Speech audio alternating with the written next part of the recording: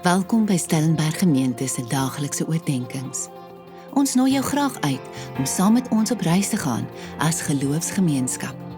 Nader aan God, nader aan mekaar, om 'n verskil te maak in die wêreld en om voortdurend te vernuwe.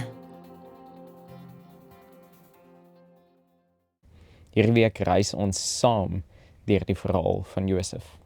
Ons begin by Genesis 37 vers 9. Hy het ook nog 'n ander droom gehad en hy het dit vir sy broers vertel. Hy het gesê, ek het weer gedroom.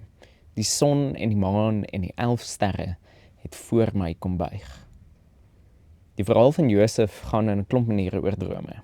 Dit gaan oor Josef se drome, oor die drome van die skinker en die bakker, oor die farao se drome, maar in besonder gaan dit oor God se droom vir die mensdom.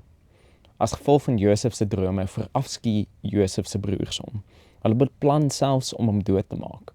Vir die res van die verhaal hoor ons van ander drome, maar Josef droom nie weer nie.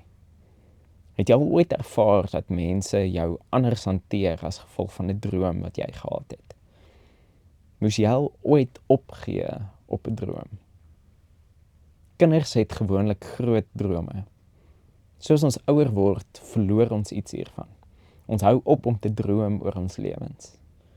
Rutger Bregman het onlangs 'n boek geskryf met die naam Moral Ambition, waarin hy mense aanmoedig om groter te droom.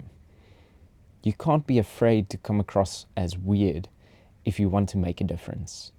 Every milestone of civilization was first seen as the crazy idea of some subculture or another.